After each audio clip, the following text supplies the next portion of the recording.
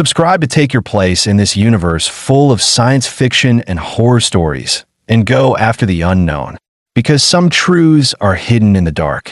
The stars shimmered beyond the thick glass of the observation dome, cold and indifferent, their distant light cutting through the vast emptiness of space.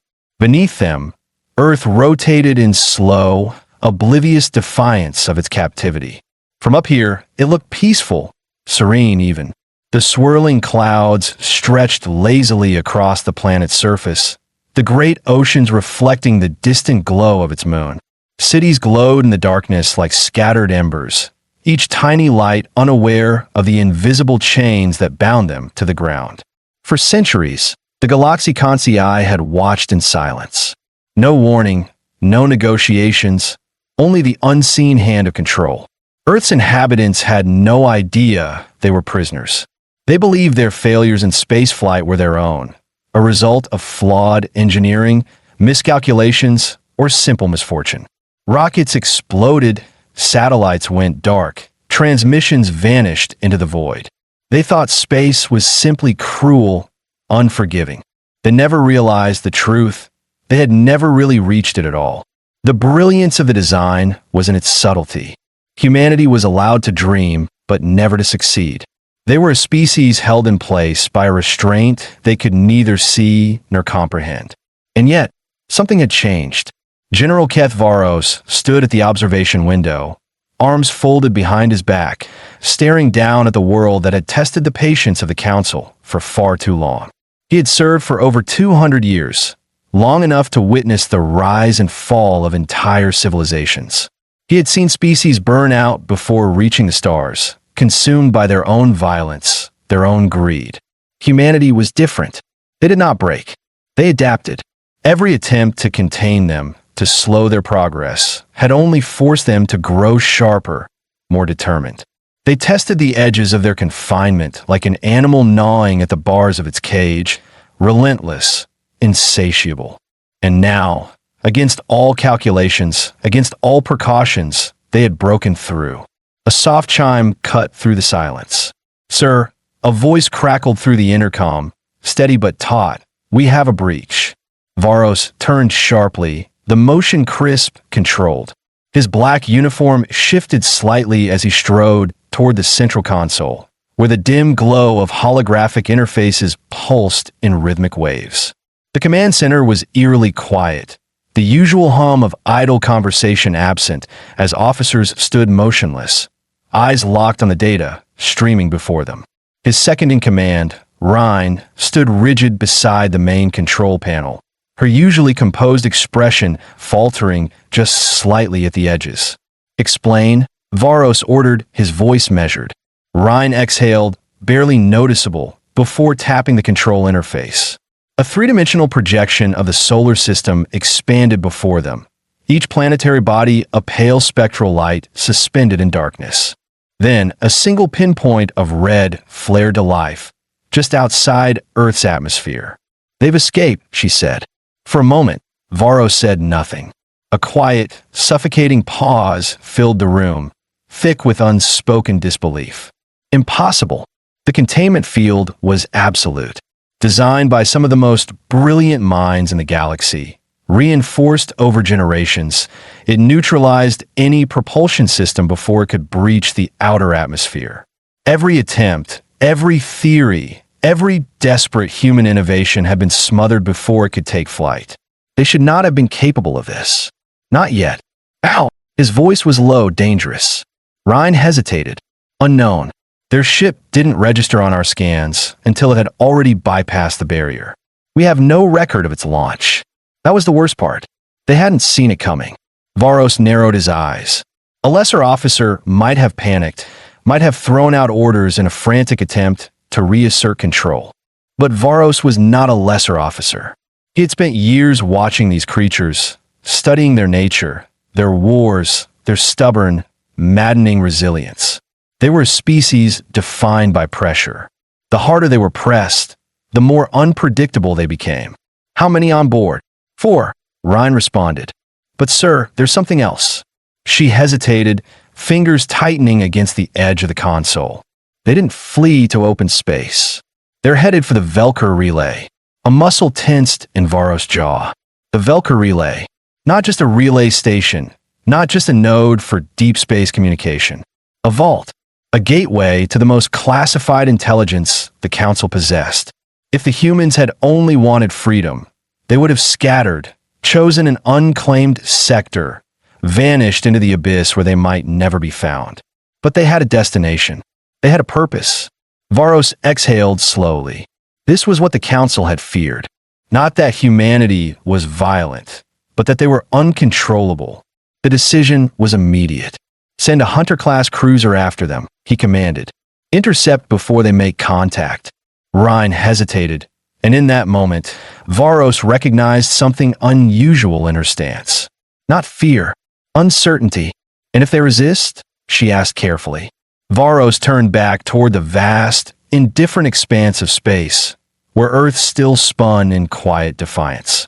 Then we remind them, he said, voice steady, why they were caged in the first place. But even as he spoke the words, a thought lingered, unwelcome and unspoken. What if the cage was never meant to protect the galaxy from humanity? What if it was meant to protect humanity from the galaxy? The hum of the ship had changed. Alara could feel it beneath her hands, a low, uneven tremor running through the controls as the field distortion drive settled. For the first time since their escape, the silence inside the cockpit was thick, not with fear, but with something worse, uncertainty. She forced herself to look at the readout. The Hunter-class ship was gone. No debris, no energy signatures, no lingering signals. Just empty space where it had been moments ago. It should have been a relief. Instead, it sent a sharp, unnatural chill through her. Soren was still hunched over the engineering panel, fingers ghosting over the flickering diagnostic screens. His mouth was slightly open, his normally sharp focus dulled with sheer disbelief. That's not possible, he muttered. No one argued, because they all knew it wasn't. Ren finally spoke, his voice measured but edged with something unreadable. Did we destroy it? Or did it? He stopped, shaking his head. Move. Alara exhaled slowly, pressing her fingers against the bridge of her nose. We don't know, she admitted, and we don't have time to figure it out. She forced her hands back onto the controls. The ship was still on course, but she had to fight the overwhelming sense that something had shifted, something more than just their position in space. Lena, who had been uncharacteristically quiet since they engaged the drive, finally spoke from the co-pilot's chair. So, just to recap, she said, voice deliberately light, but not enough to hide the tension beneath it. We built a drive no one thought could work. We used it without knowing what would happen. And now, the ship that was chasing us has vanished. Soren let out a short, humorless laugh. That about covers it. Lena clicked her tongue. Yeah, that's a problem. Alara didn't respond. She kept her eyes forward, watching the countdown as they approached their destination. 5 minutes. 5 minutes until they reached the Velker relay. Until they had a chance at real answers. Assuming they weren't walking straight into another disaster. Ren was still staring at the sensors, his expression unreadable.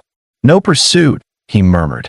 No transmissions, no pings from Council forces. If they were tracking us before, they aren't now. Alara should have felt relieved. Instead, she felt exposed. They should have been able to follow us, she said. We knew the Hunter class was fast enough to counter every known propulsion system. Even if we had a head start, they should have been able to close the gap. Soren ran a hand over his face. Alara, we didn't just outrun them. We rewrote the rules of engagement. He gestured toward the controls, toward the drive humming beneath their feet. Do you understand what this means? We didn't just move faster. We changed the way we move through space. There's no tactical playbook for that. Ren crossed his arms. Then explain where the hell the Hunter class went. Soren didn't answer immediately. His fingers hovered over the sensor data, eyes scanning the wave distortions left in their wake. Then finally, it's not gone, he said quietly. It's displaced. Lena turned toward him. Displaced where? Soren's throat bobbed. I don't know. Alara's grip tightened on the yoke. She should have expected this. Soren had warned them that the distortion field wasn't ready, that the calculations were theoretical at best. But in the moment, there hadn't been a choice. And now, they were dealing with the consequences. For minutes, Rin straightened. We focus on the mission. We get to the relay, get what we came for, and then we figure this out. It was the correct answer, the only answer, and yet Alara still hesitated. Because deep down, she knew something wasn't right. She had spent years unraveling the mystery of the barrier, the force that had held humanity prisoner for so long. And in all those years, she had asked herself one question over and over again. Why? Why had the Council chosen to contain humanity rather than destroy them? If they had truly been a threat to the galaxy, wouldn't it have been easier to wipe them out before they ever became a problem? The Council had no qualms about eliminating civilizations that posed a danger to the greater order. Yet humanity had been spared, trapped, monitored, but never erased. And now, for the first time, they had breached that prison. 3 minutes. A shiver ran down her spine. Lena must have noticed because she leaned forward, dropping her voice. You're thinking something. Spill. Alara hesitated. But then, the words slipped out before she could stop them. What if the barrier wasn't to keep us in, she said. What if it was to keep something out? A silence settled over the cockpit. Heavy. Uncomfortable. Soren's jaw tightened. That's not funny. It wasn't a joke. Rin exhaled slowly, dragging a hand down his face. Alara, you're suggesting the Council locked us in for our own protection? That doesn't track. If they wanted to protect us, they could have just warned us, educated us, given us controlled access to the stars. Alara shook her head. Not if we weren't supposed to know.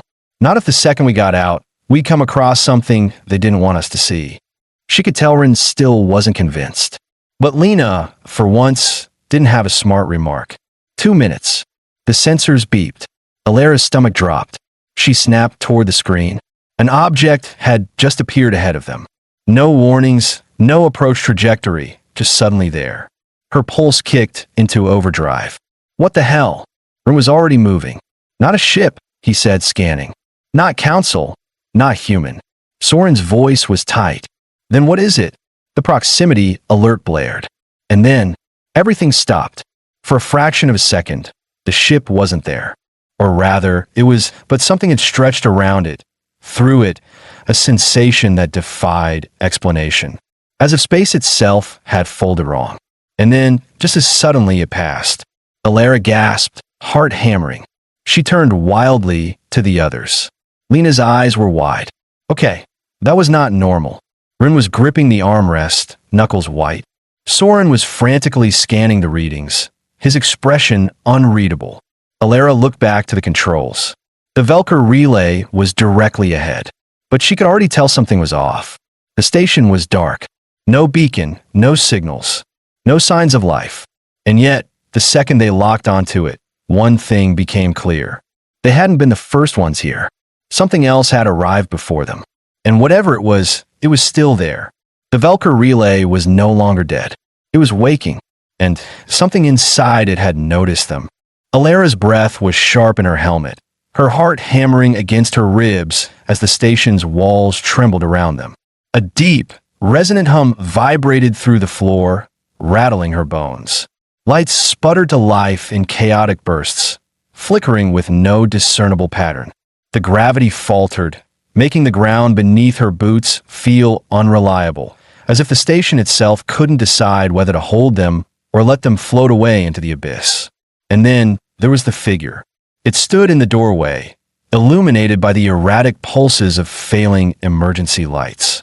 Its movements were wrong, subtle hesitations between each step, like a puppet whose strings had been hastily reattached after centuries of neglect. It was humanoid, clad in a station jumpsuit, but its skin wasn't quite solid. A faint glow pulsed beneath its surface, moving in erratic waves, as if it were both there and not there. Rin had already raised his rifle, but Alara barely heard the warning in his voice. Identify yourself. Silence. No sound, no breath, no shift in posture. Just that unnatural, flickering glow beneath its skin. Alara took a slow step forward. We're not here to fight, she said carefully. We came looking for answers. What happened to this station? The figure twitched, its head tilted in a motion too sharp, too precise, like it was learning how to mimic human mannerisms but had missed the finer details. And then, it spoke, but not with a voice. You should not have come. Alara felt it inside her mind before she even registered the words. It wasn't speech. It was intrusion, a thought that wasn't hers, slipping through her consciousness like cold fingers pressing against the back of her skull. Rin swore, stepping back. Lena's hand hovered over her sidearm, tension rolling off her in waves. Soren was rigid, his scanner screeching in protest, displaying data that made no sense. That's not a person, Soren breathed. Alara gritted her teeth. No kidding. The figure took another step toward them. The glow beneath its skin intensified, spreading in pulses along its limbs, synchronized with the station's flickering lights. Alara's stomach twisted. It was connected to the relay. Rin didn't wait. His finger tightened on the trigger. The shot rang out, sharp, controlled, aimed directly at the figure's chest. The bullet never landed. Space warped around it. The air between them rippled, bent, folded, swallowing the shot before it could even graze the figure's body. The round didn't ricochet. It didn't disintegrate. It simply vanished. Soren's scanner screamed. Alara grabbed his arm. What the hell just happened? Soren shook his head, eyes wide with something dangerously close to fear. That was his voice caught. That was a spatial displacement. The shot didn't miss. It was redirected. Lena let out a short, bitter laugh. Oh, fantastic. So it can bend physics. That's great. I love that for us. The figure's head twitched again. Then, for the first time, it moved with purpose. Straight for them. Fall back. Rin barked. They didn't need to be told twice. Alara turned and sprinted, her boots slamming against the trembling metal floor as they fled back down the corridor. Behind them, the station's walls pulsed with unnatural energy, the once-dead systems roaring to life in a chaotic resurgence of something ancient and wrong. The figure didn't run. It didn't need to. The station moved for it. Panels split apart, revealing tangled veins of luminous wiring that pulsed with the same eerie glow. The corridor ahead of them shifted, twisted, metal plating rearranging itself as if the station were alive. That's not normal. Lena yelled. No shit. Ren snapped, hauling Soren forward as they nearly lost their footing from the sudden shift in gravity. Alara clenched her jaw, pushing forward. The docking bay wasn't far. If they could just get back to the ship. A deafening crack split the air. Then another. The metal beneath them shuddered. The walls convulsed. Something deep in the station's core let out a sound. Not mechanical, not entirely organic. A distant, thrumming resonance that felt alive. Alara didn't look back. She didn't want to see what was following them. Move! They burst into the docking bay. Their ship was still there, waiting, its hatch open like a lifeline. But as they sprinted toward it, the bay doors slammed shut. Lena cursed. No, no, no. Rin skidded to a stop, turning back, rifle raised. The figure was there, just beyond the threshold. Its glow had spread, running like molten veins along its body, melding with the station itself. And then, for the first time, it smiled. Alara's blood ran cold. The station's comm system crackled to life. A voice, garbled, distorted, poured from every speaker at once. It wasn't just the figure speaking anymore. It was the relay, and it was using a voice they recognized. Alara Cade. Alara's stomach lurched. It knew her name. The lights flickered violently, casting long, jagged shadows. The figure took another step forward, and the bay door's locks groaned, bending inward. They weren't trapped yet, but they would be in seconds. Alara sucked in a breath. She didn't have time to think, to understand, only to react. She grabbed Soren's wrist. Override the doors. Now. Soren didn't hesitate. He dropped to his knees, yanking open the control panel beside the hatch, fingers flying over the interface.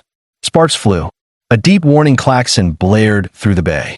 Lena drew her pistol. I don't think we have time for that. Rin squared his stance, rifle aimed. Then we make time.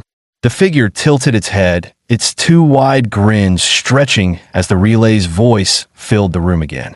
You were never meant to leave the cage. The bay doors buckled. Alara turned to Soren, her voice sharp. Now! A burst of static. A sudden, violent jolt through the station's systems. And then the hatch slammed open. Alara didn't wait. She lunged inside, the others right behind her. Soren barely made it through before the entire docking bay convulsed, metal screeching as the figure took another step forward. Alara hit the emergency release. The docking clamps exploded outward. Their ship ripped away from the station, thrusters firing at full burn. The last thing Alara saw before they broke free was the figure standing at the edge of the airlock, watching them go, smiling. Then, the station was gone. The ship lurched violently, alarms shrieking as they tumbled into open space. Alara gritted her teeth, gripping the controls, forcing them into a stable trajectory. A heavy silence filled the cockpit. No one spoke. No one breathed. And then, finally, Ren exhaled, shaking his head. What the hell just happened? Alara didn't have an answer, because whatever had been waiting inside the Velker relay was awake now, and it knew their names. The ship hurtled through space, engines burning hot as they fled the Velker relay. The station shrank into the distance, swallowed by the void, but the sense of something watching them, something waiting, remained. Alara's hands gripped the controls so tightly her knuckles turned white. She forced her breathing into measured, steady pulls, but her heart refused to slow. The others were silent, the weight of what had just happened pressing down on them like an unseen force. It knew her name. The words lingered in her mind, cold and intrusive, repeating like an echo that refused to fade. The station had spoken. The thing inside it had spoken. And it hadn't been a warning. It had been recognition. A sharp beeping snapped her out her thoughts. The proximity alert. Soren cursed from his station. We've got a signal trailing us. Alara's pulse spiked. The Hunter class? Soren shook his head. No, this is something else. Rin stepped forward, his voice unreadable. To find something else. Soren's fingers flew across the interface, pulling up the ship's long-range sensors. A disturbance flickered on the screen, faint but persistent, like a shadow barely visible at the edge of a dying light. It's not a ship, Soren said finally. It's a distortion. Alara's stomach twisted, like what happened to the Hunter class. Soren exhaled through his nose. Maybe not. Whatever it is, it's moving. And it's moving with us. Lena swore under her breath. Fantastic. We're being haunted by a glitch in reality. Alara forced her mind to focus. Can we lose it? Soren hesitated. I don't think it works like that. Rin crossed his arms. Then how does it work? No one answered. The proximity alert continued to blink. Alara exhaled, rubbing the tension from her brow. Give me options. Soren hesitated, glancing between the readings and the others. We could try the field distortion drive again. Silence. The last time they'd used the drive, they had erased a warship from existence. Or displaced it. Or something. Ren's voice was calm, but firm. We don't know where that drive actually sends things, Soren. We're not using it blind. Alara agreed. They were already running in the dark, chased by something they didn't understand. Activating a barely functional experimental drive could make things worse. But they needed a plan. She shifted her focus to navigation. Nearest safe harbor, Soren tapped a command. A star map expanded before them, stars dotting the void like silent sentinels. Then, one system pulsed green. Lena frowned. You want to stop at Vast Ion? Alara nodded. It's the closest populated system, and it's not under direct council control. Ren's frown deepened. It's also a mercenary haven crawling with bounty hunters, smugglers, and people who would sell us out for the right price.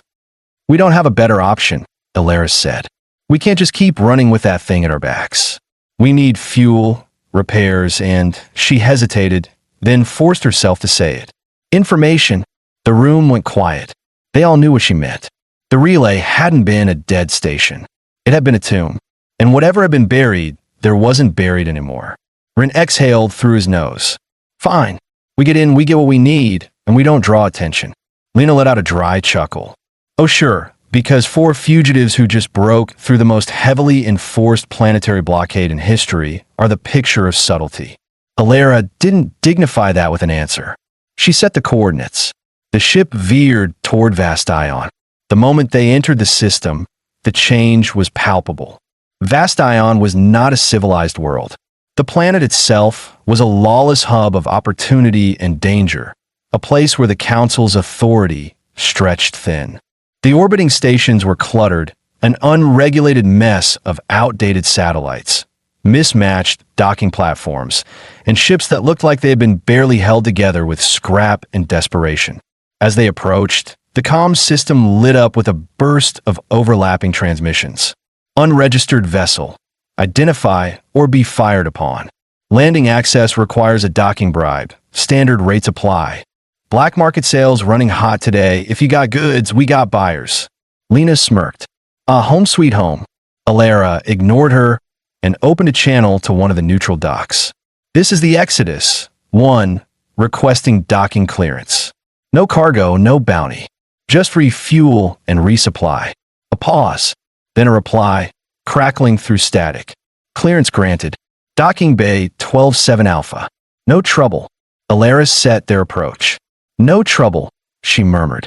That'll be a first. The air in Vastion's docking station smelled of oil, sweat, and recycled oxygen. The moment they stepped out of the ship, they became prey. Alara could feel it in the eyes watching them from the stacked metal walkways, in the way conversations paused just long enough to take note of newcomers. Rin kept his hand near his holster.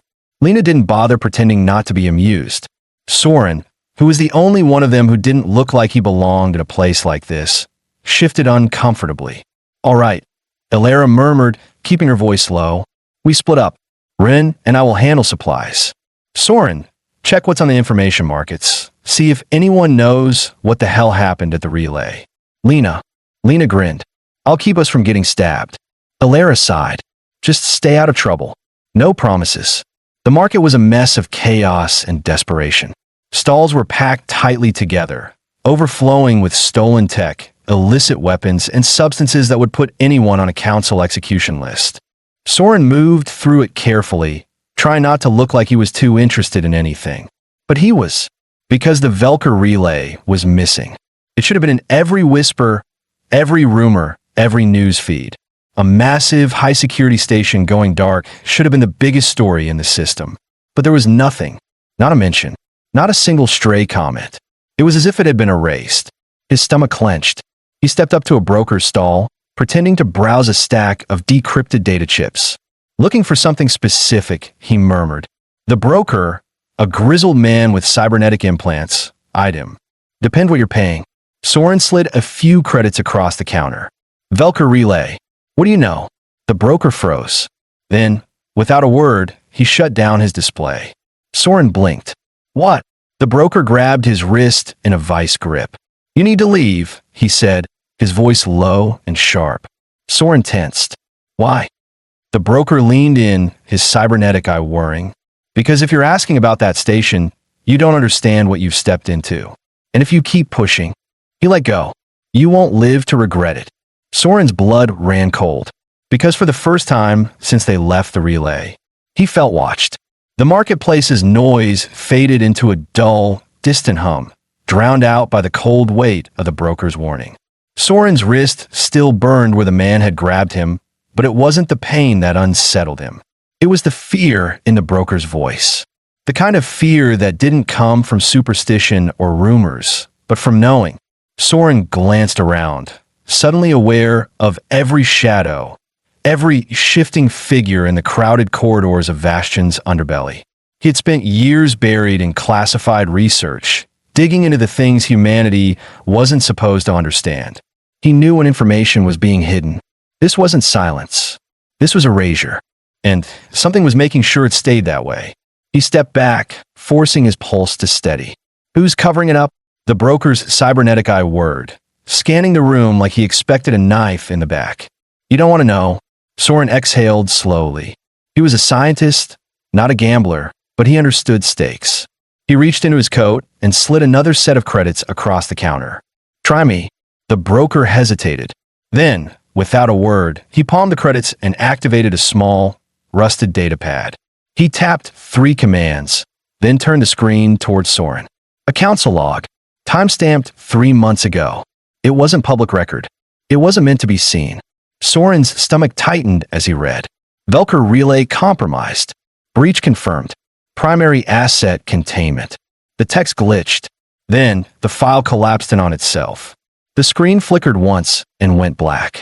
Soren inhaled sharply. What the hell? The broker's jaw clenched. He hadn't deleted it. The system had. Remotely. You're in something bigger than you understand, kid, the broker muttered. You should leave before. He stopped. His cybernetic eye flicked past Soren's shoulder, and for the first time, the man looked truly terrified. Soren turned. Someone was watching him. A figure stood at the edge of the crowd, half hidden in the shifting neon lights of the market. Tall, unmoving, eyes like burning amber. Then, a flicker. For the briefest second, the space around it twisted. The same distortion he had seen on the relay. Not possible. Soren's breath caught, but before he could react, the figure was gone. No footsteps. No sound. Just emptiness where it had been. He turned back to the broker, pulse hammering. Who was that?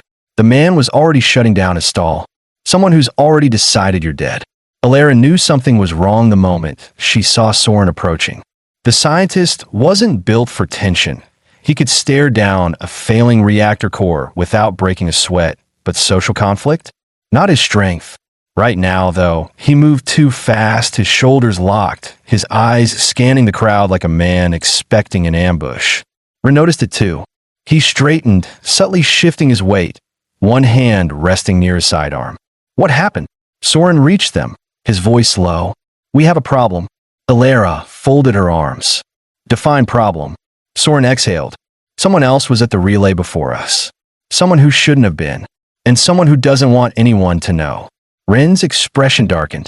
The council. Soren shook his head. I don't think so. Or at least, not just them. There's a cover-up happening, but it's not just bureaucratic. It's active. Lena raised an eyebrow. Active how? Soren's jaw tightened. I was watched. And I think it was one of them. Silence. Alara felt the cold weight of his words settle over them. The humanoid figure on the relay. The one that had spoken into their minds. The one that had bent reality around itself like it wasn't bound by physics. The thing that had smiled as the station came to life. You're sure? Ren asked. Soren hesitated, then nodded. It wasn't human. Alara inhaled sharply. If they had encountered something beyond human comprehension on the relay, then why? Why was it here? Lena blew out a slow breath. All right, that's horrifying. What's our play? Alara turned to Soren. Do you have the log? Soren's expression darkened. No, it wiped itself before I could extract it. Ren swore. Lena sighed. Great. So we risked our necks for zero information and gained an existential nightmare instead. Alara ignored her. She turned, eyes sweeping the chaotic flow of the market. If Soren had been seen, if these things could move freely, then they were already compromised. We need to leave. Ren nodded, already moving. Now, they cut through the crowd fast, moving like a unit, Lena's usual swagger replaced by sharp, calculating steps. Alara kept her head low, resisting the urge to look over her shoulder. Then, the lights flickered, not in a normal way, not in a power failure way, in a pattern, a pulse. Alara's breath hitched. Ren grabbed her arm. Run. They didn't argue. They bolted. The market erupted into chaos as they moved. People shouting, stalls toppling, voices rising in confusion. But Alara knew. It wasn't the crowd reacting to them. It was something else. Something they couldn't see, but could feel. The station groaned. The walls shuddered. And then, a voice. Inside their heads. Familiar. Calm. Absolute. You cannot run from us. Alara's heart stopped. It wasn't a voice from the market. It wasn't human. It was the relay. It had followed them. Rin cursed. Move, move. They reached the docking bay, their ship waiting like a lifeline. Soren was already punching in the override codes as Alara skidded into the pilot's chair, hands flying over the controls. The ship's engines roared to life. The comms panel crackled. The voice returned, closer now, inside the ship. You should not have left the cage. Alara slammed the launch sequence. The ship tore away from vast ion, engines burning hard. The moment they hit open space, Soren turned, his voice taut. It's on us. It's... Then the ship buckled. Not from weapons fire. Not from pursuit. From something else. Space warped around them. For a single, impossible moment. The Velker relay was ahead of them. Not vast ion. Not open space. The place they had escaped. Like the universe itself was correcting a mistake. Then, it was gone. The ship lurched violently, systems screaming as reality snapped back. Silence. Breathing. Disbelief. Soren swallowed. Tell me that didn't just happen. Alara's fingers shook against the controls. Rin exhaled, voice grim. It's not just following us. He looked at the others. It's trying to pull us back. The ship drifted in silence, caught between the vast nothingness of space and the impossible force trying to drag it backward. Alarms flashed on the consoles, the systems struggling to understand the unnatural event that had just unfolded. Alara's fingers trembled against the controls. One moment, they had been escaping vast ion, and the next, the Velker relay had been in front of them. Not a recording, not a malfunction. The actual station, as if space itself had rewritten their position, forcing them back. And then, in an instant, it had vanished. She swallowed hard, pulse racing. Rin broke the silence first. What the hell was that? His voice was steady, but his grip on the console was tight, knuckles pale beneath his skin. Soren exhaled through his nose, staring at the data stream on his screen. I don't know, but I think it wasn't just showing us the relay. Lena's expression darkened. It was pulling us. Soren nodded, like it was trying to correct a mistake, like we weren't supposed to leave. Alara's stomach twisted. The thought had already crossed her mind, but hearing it spoken aloud made it feel real. For the first time since their escape, she understood the truth. They hadn't left the relay behind. It had never let them go. A soft chime echoed from Soren's console. He frowned, adjusting the display. I'm picking up something. It's not a signal, not a transmission. More like an echo. Alara turned toward him. From where? Soren hesitated. Not where. When? Silence. Run rubbed a hand over his jaw. You're saying this thing can mess with time now. Soren's fingers danced over the controls, eyes narrowing at the fluctuating data. Not exactly. It's like an afterimage, a shadow of an event that already happened but is still reaching for us. It's entangled with us somehow. He exhaled sharply. This isn't just an anomaly. It's a construct. Something designed, something alive in ways we don't understand. Lena leaned back, shaking her head. Great. So not only does it know who we are, but it refuses to leave us alone. That's just fantastic. Alara barely heard her. Her mind was racing through every possibility, every horrific implication. If the relay hadn't been a simple research station, if it had been something more, then what had they unleashed by waking it? And why had the council kept it hidden? She forced her breath to steady. Panic wouldn't help them now. We need to break whatever link this thing has with us, she said finally. If it's tracking us through some kind of entanglement, then we sever it. Soren nodded slowly. That might be possible. If we reverse the field distortion drive's effect, we might be able to collapse whatever tether is keeping us connected to it. Rin's brow furrowed. That thing nearly erased a Hunter-class ship. You want to risk it again? Soren's jaw tensed. I don't see another choice. Lena exhaled. Well, either we try it or we get dragged into the waiting arms of a reality-bending horror show. I say we roll the dice. Alara didn't hesitate. Do it. Soren turned to his console, fingers moving in precise, calculated motions. The ship trembled as he rerouted power, redirecting everything into the modified drive that had been their salvation and their curse. The energy readings surged. The ship's hull hummed with unnatural pressure. Alara gripped the controls, steadying herself. Everyone hold on. Soren engaged the drive. A pulse ripped through the ship, unseen but felt. A violent tear in the fabric of reality.